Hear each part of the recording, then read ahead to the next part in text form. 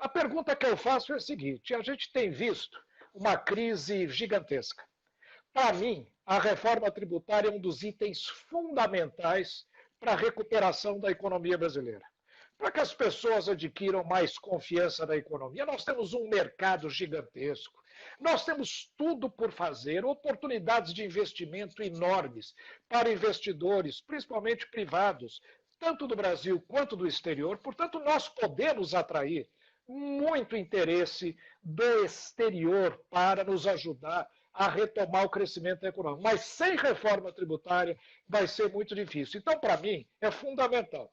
Mas a grande pergunta: temos eleição agora em outubro. Sabemos aí se vai ser adiado ou não, mas esse ano. Né? Ano que vem já é um ano onde nós vamos começar a falar muito de reforma de eleição presidencial já para 2022.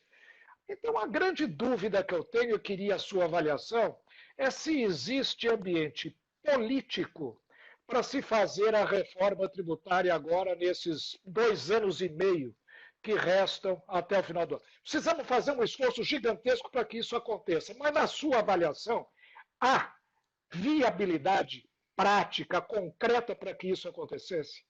E se for acontecer, qual a sua sugestão para nós acelerarmos esse processo? Olha, professor, eu sou bastante otimista que nós vamos ter um mundo completamente diverso pós-pandemia. Todo o cenário anterior, né, eu diria ao senhor... Senador, sobe um pouquinho a câmera, porque eu acho que ela abaixou um pouco. Isso, agora estamos lhe vendo bem. Até o 13 de março, nós tínhamos um Brasil, nós tínhamos um Congresso e nós tínhamos uma necessidade. Pós-pandemia, dizem que o sofrimento é o cimento da solidariedade. E eu vou dizer, professor, tudo que se quisesse conduzir para essa necessidade premente que o senhor tem lutado a vida toda, que é fazer essa reforma há 26 anos com a discussão, desde a Constituinte, essa necessidade, mas agora ultrapassou todas as possibilidades. Não dá mais. O senhor tem que entender, e a população também, gente, passou, ninguém mais tem gordura para queimar. O governo está queimando, as empresas, por mais sólidas que pudessem ser, eu acho que até o sistema financeiro, até bancos hoje, os maiores, estão dizendo: estou queimando gordura. E essa é uma verdade, gente. Com esse sistema tributário que nós temos no país, nós já vamos ter uma dificuldade das empresas sobreviverem no momento seguinte agora.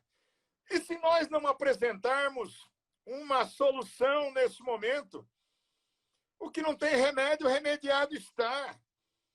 O que vai acontecer é que as pessoas já não vão conseguir contribuir, isso vai gerar uma insolvência generalizada, uma quebradeira, um desemprego. Eu vi uma matéria hoje que nós, só no CAGED, nós temos 330 mil empregos a menos, o último dado aí. E, gente, se nós tínhamos 13 milhões de desempregados, isso vai subir para 7 milhões, fora os informais. E nós precisamos dar solução. Como é que nós vamos competir o nosso país com a carga que nós temos? Estamos aqui nos acompanhando como Jacobs, de empresa de serviço, de segurança, serviço. Sabe, como é que nós vamos manter os encargos desse tamanho? Ou vamos falar numa solução? Olha, põe 25% de imposto sobre valor agregado aí, mete mais 20% em cima da nota fiscal. Como é que vai fazer isso, meu Deus do céu? É isso, senador. Você sabe que um dos nossos amigos que está nos acompanhando é Fabiano Benatti. Ele chamou a atenção aí pelo seguinte: não há como tirar mais imposto do país. E eu fico surpreso quando eu vejo algumas pessoas dizendo que para resolver o problema da pandemia, etc., tem que tributar mais as empresas, tem que tributar a distribuição de dividendos, tem que tributar grandes fortunas, tem que tributar mais os salários, quando a solução que o senhor propõe, que é simplificar e tributar menos para arrecadar mais é a única coisa que vai fazer sentido. Então, eu queria que o senhor efetivamente avançasse dentro dessa linha. Mas essa pergunta, para mim, não consegue fugir. Há 30 anos tentamos fazer reforma tributária e não conseguimos. Será que vamos conseguir? A pergunta: o processo é que está errado ou são as propostas que estão sendo erradas? Será que estão ignorando a proposta do PSL do Imposto Único há 30 anos, sendo que essa é a grande proposta de reforma tributária para realmente chacoalhar o nosso sistema e fazer com que os empresários acreditem mais no país, ganhem mais dinheiro, paguem melhores salários, que haja mais empregos e, consequentemente, mais crescimento econômico? Porque eu chamo a atenção para o seguinte: há 30 anos se discute a mesma reforma tributária. A PEC 45 que está aí e a PEC 110 que está no Senado são basicamente a mesma proposta que foi discutida quando eu fui deputado em 1996. É a mesma proposta que não conseguiu ser aprovada e continuam batendo na mesma tecla. Eu queria que o senhor considerasse isso. Precisamos mudar o rumo do debate? Precisamos mudar a visão do que é a reforma tributária ou continuar batendo na mesma tecla que não tem dado certo? A visão, professor, e o pós-pandemia, por isso que eu estava dizendo que eu acredito muito. Se fosse no primeiro semestre, nós iríamos perder. O Brasil iria perder. Nós íamos conseguir realmente aperfeiçoar o obsoleto. Pós-pandemia, diante dessa dificuldade, a visão hoje da população cobrando uma solução efetiva, e não adianta, olha, vou transferir para o Estado e para o município, olha, de quem é a responsabilidade, quem não é, de todos nós. Então, por isso que eu estou dizendo, esse momento pós-pandemia, depois da Constituição de 88, vai ser o momento mais propício. O PSL nunca fugiu do discurso. O PSL já discutia lá atrás. O senhor Verdade. A Bivar já discutia há 30 anos dizendo o caminho. E por que não se avançou na direção do imposto único? Porque era muito simples e eficaz. Muita gente ganhou muito com a ineficiência, com a possibilidade da evasão, com a possibilidade da sonegação, com a possibilidade da corrupção. No momento em que os senhores estavam dizendo no imposto único, e não tínhamos a tecnologia, quando o senhor já debatia isso, dizendo, olha, eu já debatia isso em plenário em 96, e é uma verdade. Só que hoje a tecnologia, ela andou muito, ela favorece muito. Exatamente. Muitos países hoje, então aí, gente que palestrou para a gente, o senhor que viaja ao mundo e conhece o que está se passando no mundo, está se avançando muito da possibilidade e da facilidade da tecnologia ajudar demais nesse controle. Tá? Então, eu vejo que o momento é esse. As forças políticas, por exemplo, professor, nós votamos agora remotamente o marco legal do saneamento, desde a Constituição também, e o pessoal com esses lobbies, primeiro de lixão, depois de varrição de rua, depois em cima da água, e do saneamento do esgoto. Chegou num momento agora que disse basta, gente. As crianças estão ficando com o celular 5G daqui a pouco na mão e com o pé dentro do esgoto, morrendo de diarreia. 104 milhões de pessoas sem acesso à água, a esgoto no Brasil tratado. 37 milhões de pessoas sem saber o que é água tratada. Da mesma forma, professor, essa simplificação tributária, e não tem um outro caminho. Roda, roda, roda e vão cair no seu projeto. Exatamente. Do Bivar, vão cair na simplicidade do general Peternelli de ousar e dizer, vamos, sabe, de um jeito que as pessoas conseguem entender. Os senhores estão sendo práticos, maduros, e nós vamos perseverar por isso. Nós precisamos se mostrar para a sociedade hoje que a sociedade ganha, as empresas não vão morrer, investidores vão querer vir aqui para o Brasil, que nós temos atividade de filantropia, Mas na economia de mercado, no liberalismo econômico, vai ganhar o mais capaz. E quanto menos o Estado se intromete, melhor é, porque o Estado canaliza a sua energia para as suas necessidades fundamentais. A cobrança de tributos é uma atividade fundamental do Estado, indelegável. O Montesquieu já dizia lá há 200 anos, não se delega a aplicação da justiça, o império da força e a cobrança de tributos. Mas a forma de fazer isso, que é o que os senhores estão abrindo essa luz, e o PSL está abrindo, eu estou aqui, gente, PSL no Brasil todo vendo nesse momento, o PSL está sendo o partido que é protagonista nessa discussão. A discussão acadêmica ela se dá de forma, hoje, dentro da Fundação Índico, as pessoas que dominam o assunto estão procurando o professor Marco Sintra para participar nesse momento. Eu sou um agente lá dentro dessa comissão mista. Senador, o senhor é uma pessoa extremamente importante nesse processo, em primeiro lugar, porque entende com muita clareza a importância da reforma tributária. Segundo, porque mergulhou no tema. Eu sei que conhece, eu sei que pesquisou, estudou.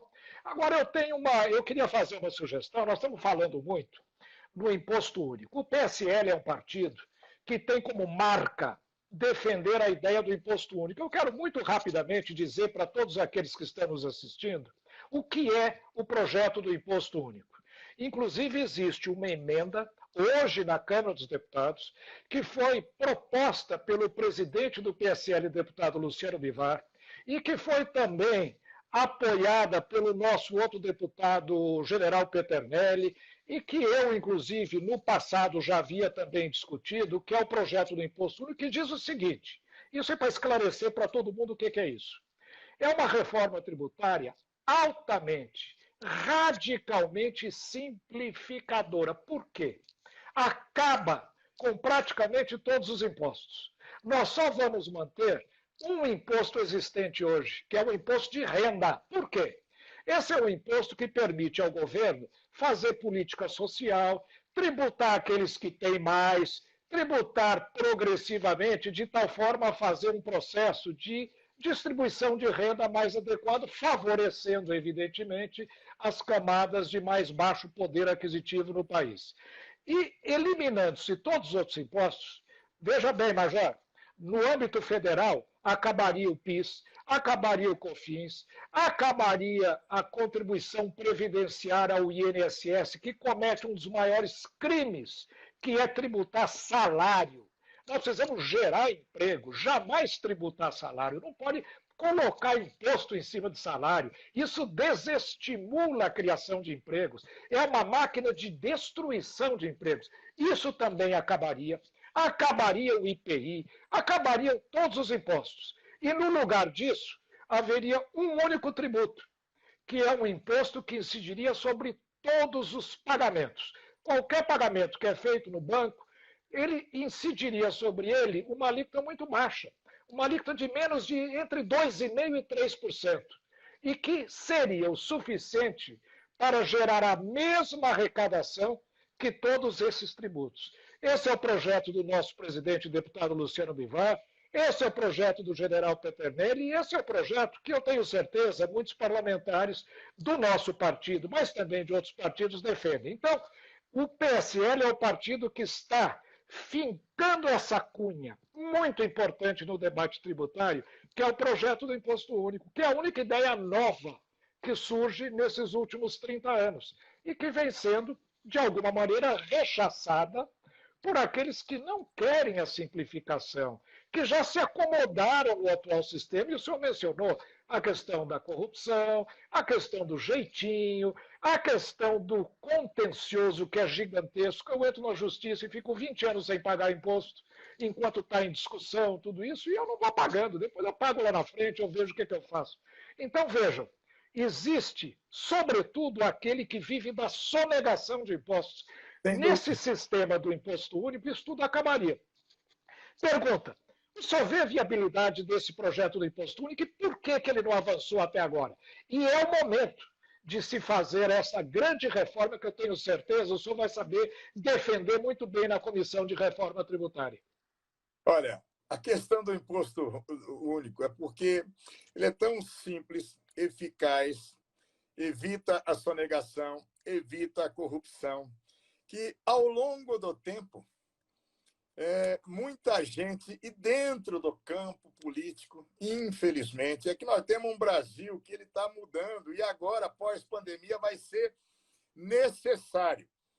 Eu quero dizer que, dentro da estrutura do governo federal, eu acredito demais hoje no Paulo Guedes, que ele é um brasileiro que ele quer mudar, tal qual o Marco Sintra.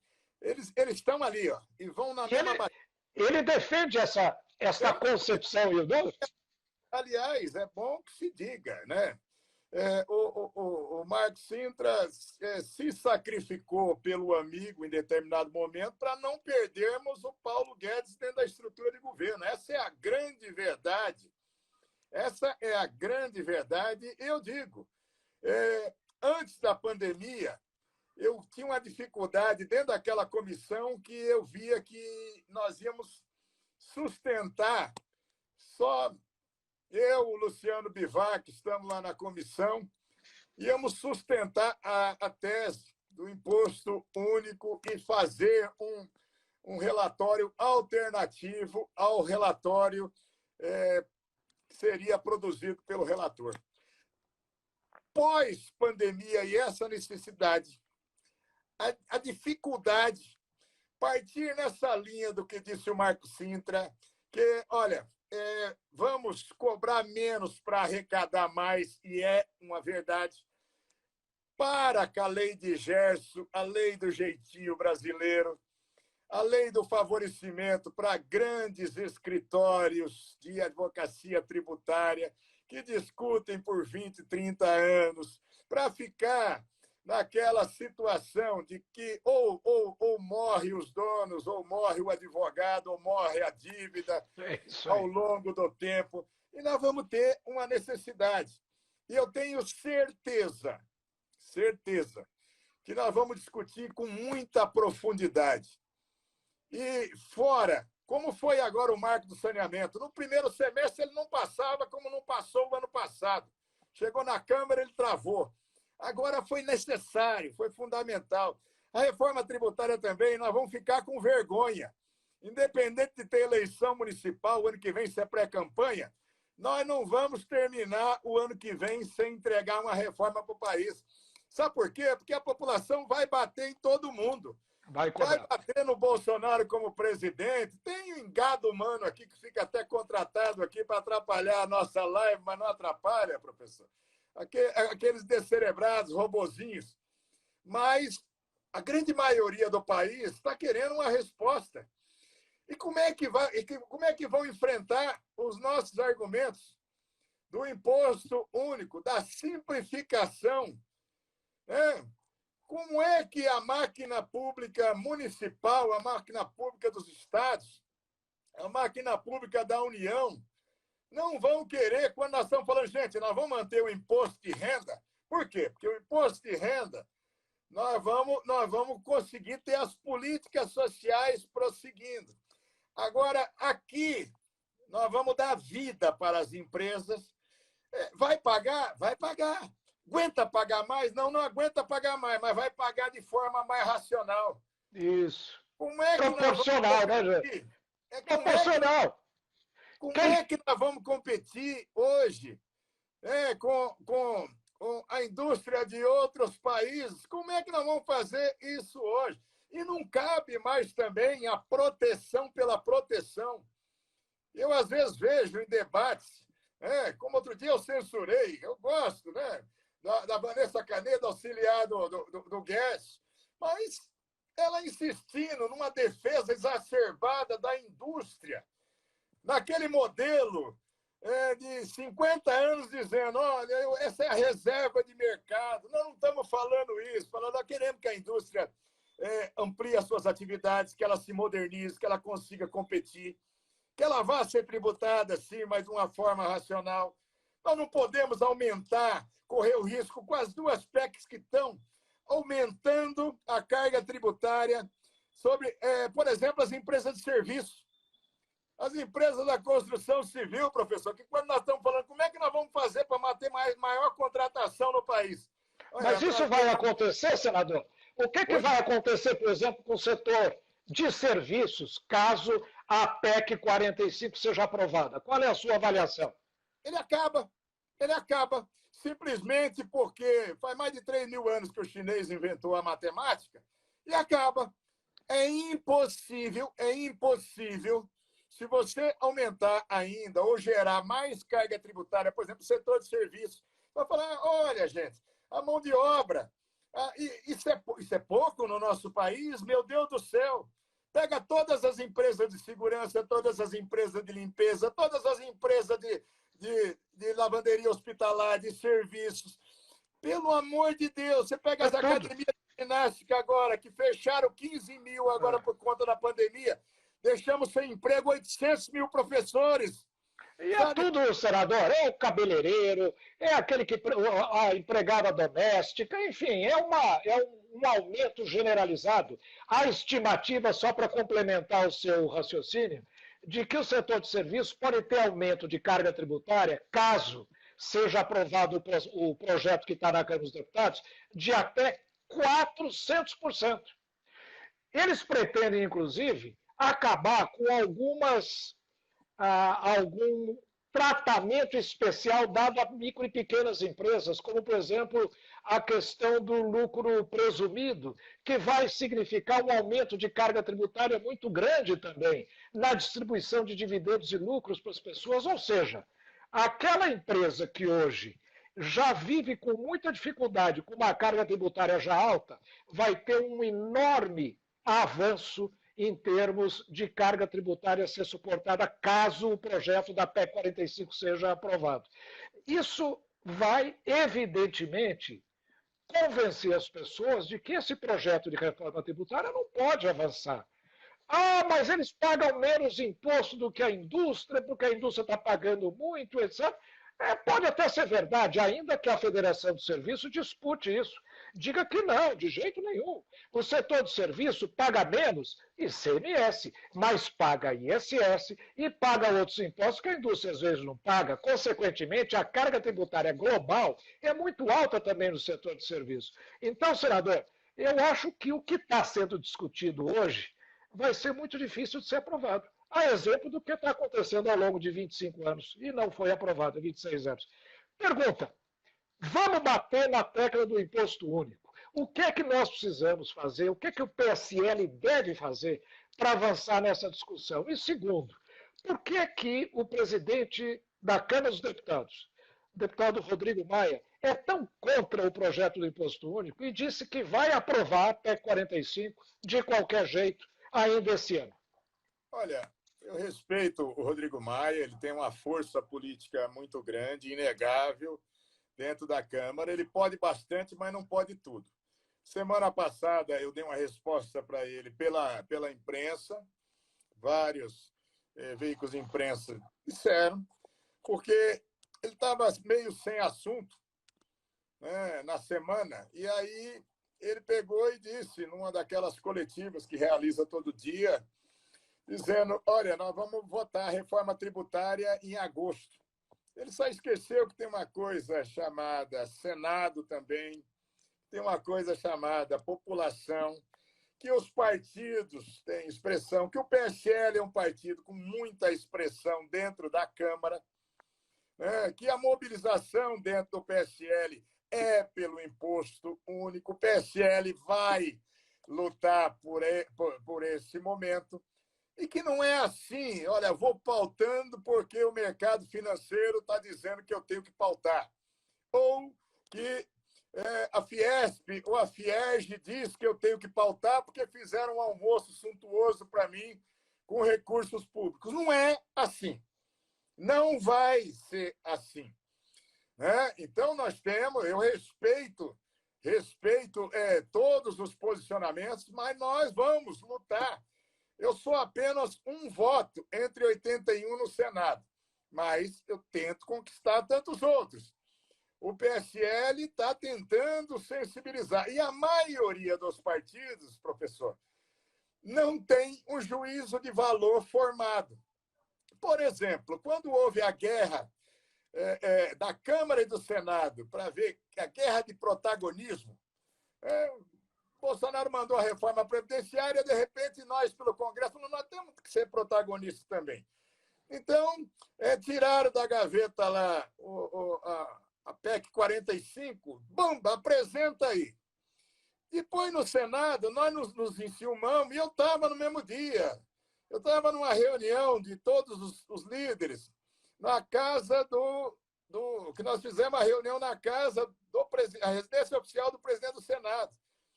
E o Álvaro Dias levou o Rauli, que o Rauli tinha um projeto na Câmara como deputado federal, nosso amigo, um cara lutador por uma reforma tributária. E o Rauli apresentou ali na hora e falou, olha, vamos lá, todo mundo subscreve para ter uma PEC do Senado também. Professor, eu duvido que qualquer um de nós teve o tempo para ler o conteúdo da PEC. Aí ela virou a PEC 110. A da Câmara virou porque o Maia chamou o pessoal e falou, assina aí, vamos lá. E lá vamos. Então, são protagonismos que a virtude está exatamente na grandeza de ver que o mundo avançou. Que os dois modelos que são preconizados ali, eles ficaram ao longo do tempo, eles não vão trazer eficiência, que o PSL não está lutando por protagonismo, nós estamos lutando por um país melhor, nós não mudamos nada. Tem até algumas pessoas aqui dizendo, olha, abandonaram o presidente. Não, o presidente que abandonou o partido, abandonou o discurso da moralização, foi quem não quis que tivesse CPI, nem impeachment de ministro supremo, quando tinha acordo para proteger o filho. Naquele momento rompeu, me arrebentou de todas as formas. Aquele momento, não fomos nós, não foi o PSL que criou Toma lá da cá com distribuição de cargos. Fomos nenhum de nós. E nós não temos discurso raivoso com ninguém. Então, aqui algumas pessoas falam, não, por que você abandonou? Não abandonei o presidente, eu torço para que ele volte para os rumos do que o elegeu. Do discurso, para não ser um estelionato eleitoral, para não ser uma mentira para a população, para não dizer que faz um discurso contra a corrupção, que é contrário ao foro privilegiado, e agora para o filho que está enroscado com a justiça vale o foro privilegiado, que agora vale distribuir cargos aleatoriamente para qualquer partido. Então, professor, nós não mudamos, o PSL com o Bivar não mudou, desde a concepção do primeiro projeto dele, a sua concepção do imposto único, e por isso que é da sua identificação com o Bivar, daí o Bivar te pedir uma coisa que é ônus, as pessoas precisam saber disso. O professor Marco Sintra está conduzindo a Fundação Índico, que é a fundação do partido, para ele é ônus. E o Bivar pediu, como nós da Executiva Nacional, vamos, professor, nós precisamos ter alguém que tenha referência. E é uma referência para nós, e nós vamos conquistar. Não é só como partido, não, mas com apoio da população. É o imposto único, é uma maneira racional, equilibrada, que eu tenho certeza, professor, que nós temos que fazer nesse momento é ganhar a opinião pública. As pessoas estão dizendo, olha, eu sou candidato aqui do partido, não sabia que eu podia defender isso. Pois você está sabendo, ó. Entra depois, pega o conteúdo do partido, pega as palestras do professor Marco Sintra, pega o projeto do Bivar. O Bivar entrou com um projeto lá atrás, depois ele escreveu e foi subscrito por todo o PSL e por muitos líderes agora. Não é uma tese, é o único caminho racional que nós temos hoje. Viu, gente? E quando nós estamos falando, quer ajudar a combater corrupção, para não ser só conversa, para não ficar citando o nome de Deus em vão, citando a Bíblia dizendo que a verdade absolve, mas mente o tempo todo, e mente, inclusive, dando guarida para a corrupção, quer fazer isso para valer mesmo? Nos ajude a ter uma reforma tributária. E eu estou dizendo, sabe, o governo não tem descido do muro até agora. Não disse, olha, qual é o modelo que eu quero? Tem medo de admitir? Pode dizer. Vamos dar força para o Paulo Guedes para dizer, olha, o melhor projeto hoje é o do Sintra, o melhor projeto é o do Bivar, que está junto com ele. Sabe, não é demérito reconhecer e dizer, a própria Bíblia já diz, dai honra a quem tem honra. Vamos reconhecer que nós estamos 30 anos atrasados porque não tivemos força política para fazer. Agora nós temos a força do povo para fazer. É verdade. Então, Senador, eu queria até dar um depoimento envolvendo a participação do presidente da República no debate da reforma tributária. Ele defendeu o tempo todo uma reforma tributária altamente simplificadora. E o projeto do imposto único é o que mais simplifica. Ele acaba com esses impostos malucos que não se ajustam mais ao mundo moderno. Precisa emitir nota fiscal, como o senhor mesmo falou. Esse negócio, hoje 1 quilo de salsicha sai de Chapecó, vai para o norte, ele é parado. O caminhão é aberto. O fiscal em cada barreira estadual tem que abrir, olhar se a mercadoria é aquela que está constando na nota fiscal, item por item. Quer dizer, isso não existe mais no mundo digital, onde tudo é feito online com computador. Nós temos que ter um tributo sobre movimentação, sobre pagamentos, sobre toda a compra e venda bancária e acabar com esses impostos complexos. Muito bem, o presidente sempre pediu isso. Propusemos, inclusive com o apoio do ministro Paulo Guedes, um projeto que desonerava a folha de pagamento, acabava com esse imposto que destrói salários e destrói empregos, e colocar no lugar um tributo sobre pagamentos. E o presidente falou, não, isso não pode, porque esse é um tributo, é que nem CPMF, e eu não vou criar mais imposto. Nós não estávamos propondo mais imposto, pelo contrário, nós queríamos substituir. Então eu queria dizer o seguinte, o presidente, se ele tiver um esclarecimento adequado, eu acho que ele não pode deixar de apoiar esse projeto que o PSL está propondo e que ele, na base lá atrás, quando se candidatou pelo nosso partido, apoiou, inclusive. Né? Eu só queria fazer esse depoimento, porque eu acho que esse seu trabalho. Quem tem racionalidade, quem não tem o rabo preso, quem não está fazendo lobby pelo lobby, quando presta atenção na propositura que é feita, vai dizer, gente, por que nós não fomos nessa ainda? E nós vamos. O que me dá esse alento agora, professor, e essa minha certeza, foi o marco do saneamento. O que parecia impossível, o lobby era muito grande e não vai mexer nunca, é assim mesmo, os prefeitos não querem, quem tem as empresas privadas não querem, quem tem as empresas públicas, tipo a Sabesp, não querem ter concorrência. A necessidade pública obrigou. E agora vai obrigar mais ainda. Tomara a Deus que acabe logo os riscos da pandemia. Ele vai acabar no momento que tiver vacinação em massa no país. Mas que os seus efeitos para a economia, o maior antídoto para a economia do país, não é para o enfrentamento do vírus. Para o enfrentamento do vírus é a vacina. E você fazer testagem. Para enfrentamento da tragédia econômica, da pandemia econômica, não tem outra coisa que não seja a reforma tributária. Não tem.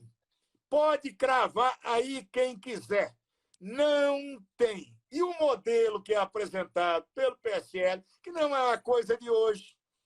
Esses homens estão estudando isso há 30 anos, gente. Não são 30 dias. Você pega o Marco Sintra, pega as obras dele publicadas, pega o pessoal discutindo a tese dele em outros países.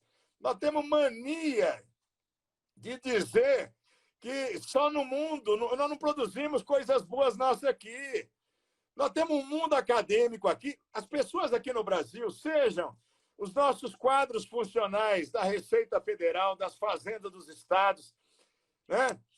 Gente, o pessoal nosso tem que ser muito capacitado, porque ninguém consegue ter no mundo a coxa de retalhos que nós temos hoje, né, de procedimentos que vão desde de medidas constitucionais até portarias municipais. Nós temos vigente hoje no país 300 mil procedimentos, 300 mil, na área tributária. Exatamente. Nós gastamos demais. Todas as empresas gastam demais. Professor Marco Sintra, eu conversava com o empresário da área de transporte, e falando sobre soluções para a pandemia. E ele me disse, ô senador, olha, eu vou dizer uma coisa. Eu tenho que ter na minha empresa, eu tenho 7 mil funcionários, mais de 2 mil carretas. Hoje, eu estou arrebentado. Vírus para um lado, tributação exagerada por outro. Eu vou dizer uma coisa. Eu tenho que gastar demais. Primeiro, para poder trabalhar e depois para não ir para a cadeia. E não é para burlar, não. É que é tanta legislação. Eu trabalho nos 26 estados e trabalho no Distrito Federal. E trabalho nos países sul-americanos. Nos países sul-americanos, eu não tenho dificuldade de cumprir legislação. A minha dificuldade é no meu país, porque é tanta coisa de um município para o outro, de um estado para o outro, dentro da própria União, entre os órgãos, uma confusão que só pode ser deliberado. Então, ele me dizia, na simplicidade dele, falou, senador, pelo amor de Deus, o senhor está nessa comissão da reforma tributária, eu já ganhei tudo na vida, eu já perdi tudo na vida, não tenho mais a expectativa do dinheiro pelo dinheiro, mas eu estou desesperado pelos meus 7 mil funcionários, pela necessidade, pelo volume de pessoas que se alimentam graças à empresa, que agora, durante a pandemia, não teve desabastecimento. Entendeu? Isso só falando do transporte de carga, só para dar um exemplo, para dizer às pessoas, porque é impossível, professor Maxine, que todo mundo reclame da mesma coisa ao mesmo tempo. E nós ficamos tentando modificar as coisas, fazendo as mesmas coisas há 30 anos. Não vai dar certo. Se nós votarmos, estamos falando, vamos fazer um Frankenstein, misturar a PEC 10 com a PEC 45. Nós vamos pegar um monstrengo, que já foi dito, olha, nós vamos aperfeiçoar o obsoleto. Verdade. Nós vamos continuar tributando mal, errado, com a fiscalização ruim, permitindo evasão, permitindo Esse é um a dos pontos corrupção. mais importantes. A evasão, senador, quero lhe dar um dado. Isso vai, eu tenho certeza, impressionar muita gente. A arrecadação federal é mais ou menos 1 trilhão e 200 bilhões por ano. Existe de sonegação projetada e estimada de 400 bilhões por ano. Aproximadamente 30% de sonegação, 33%, quase um terço. Ou seja, nós criamos um sistema que permite a uns pagarem imposto demais, se cobrar imposto demais deles, e a outros não paga nada, sonegam, planejam, evadem, corrompem, vão na justiça. Então, veja, a ideia do imposto único é para acabar com isso. Esses 30% que não pagam nada vão começar a pagar, porque o imposto sobre pagamentos é insonegável, não dá para fugir dele, você tem que pagá-lo. Mas podemos até entrar em discussão depois para explicar por quê. Então, veja, é um sistema que vai reduzir a carga tributária de quem paga imposto demais hoje. E vai fazer aquele que sonega, aquele que foge dos tributos, aquele que não tem patriotismo para contribuir com aquilo que o país precisa para se desenvolver, vai começar a fazer essa pessoa pagar também. Então, é esse projeto que nós precisamos. E não um tributo que vai simplesmente fazer com que alguns setores comecem a pagar muito mais, setores legítimos, como é o setor de serviço, até alguns setores industriais vão ter grande aumento de carga tributária se nós criarmos esse IVA da PEC 45, ao passo que outros vão acabar pagando menos. Né? Então, senador, eu acho que esse debate vai certamente se aprofundar aí ao longo dos próximos meses. A sua presença na Comissão de Reforma Tributária nos dá uma grande esperança e uma grande expectativa. E eu vejo que muitos dos nossos ouvintes aqui, aqueles que estão participando conosco, têm falado muito da figura do presidente, do PSL, etc. Quer dizer, eu acho que esse é um projeto que não é do presidente, não é do PSL, não é do PT, não é de ninguém, esse é um projeto do país. Nós não vamos crescer, recuperarmos dessa pandemia se não fizermos a reforma tributária urgente. Portanto, eu apelo a todos, vamos deixar de partidarismo, vamos deixar de coisa pequena, vamos começar a discutir o que o país precisa, o que o povo quer, com coragem, com ousadia. E o PSL é o partido que está propondo essa coragem e esta ousadia, introduzindo o imposto único na reforma tributária.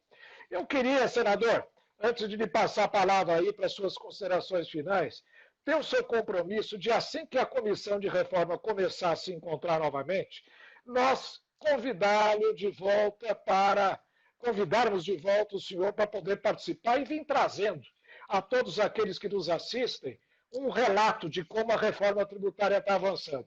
Eu acho que a sua participação vai ser muito importante, não tenho dúvida. O senhor é um homem combativo, é um homem que tem coragem de falar as coisas, é um homem que não tem medo da oposição, não tem medo de defender aquilo no que efetivamente acredita. E a sua presença de novo aqui nesses diálogos PSL vai ser muito importante para nós. Então, eu vou lhe passar a palavra aí para as suas considerações finais, com esse compromisso, o senhor voltar assim que aí nos próximos 30 dias a comissão for se reunir presencialmente com a sua participação para vir nos relatar o que está acontecendo.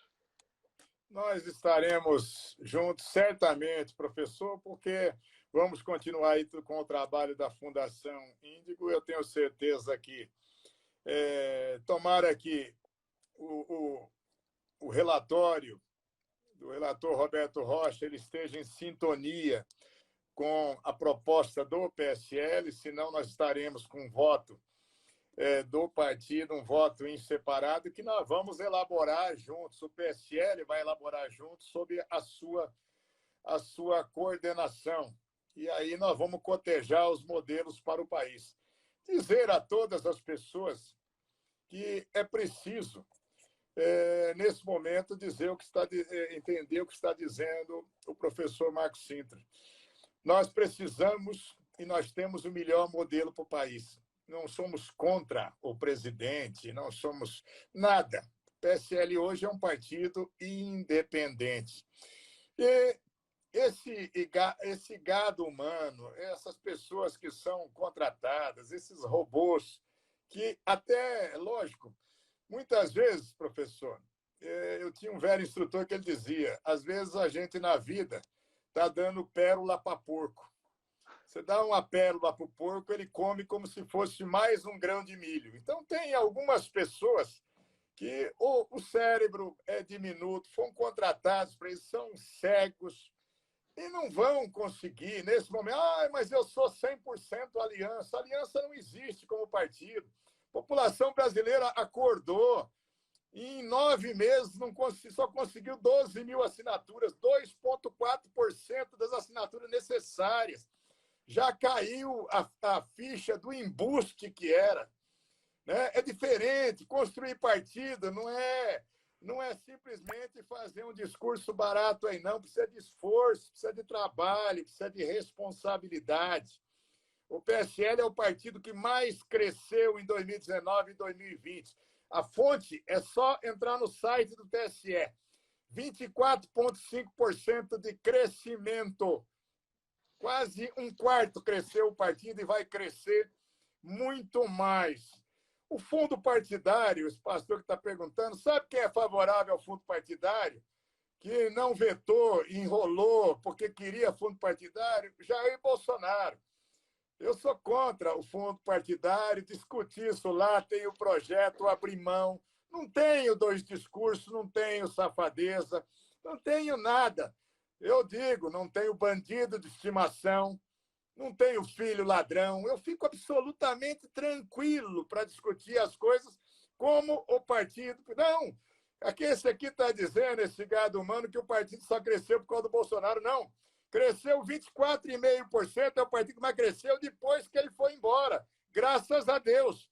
Porque enquanto estavam os filhos dele só tumultuando, uns caras muito loucos, uns caras muito dementes, quer fechar o Congresso, as instituições, O cara, quando não gosta do próprio pai, da própria mãe, já começa a chamar o pai e a mãe de comunista.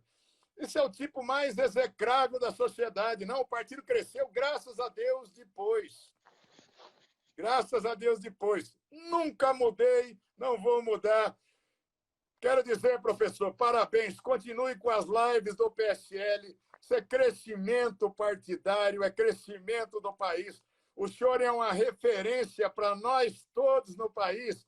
E o senhor já é história da defesa de tributos exequíveis no nosso país. Ela vai se consolidar no dia em que houver a promulgação da Constituição. Porque alguns imbecis não sabem que proposta de emenda constitucional não tem que ter sanção de presidente.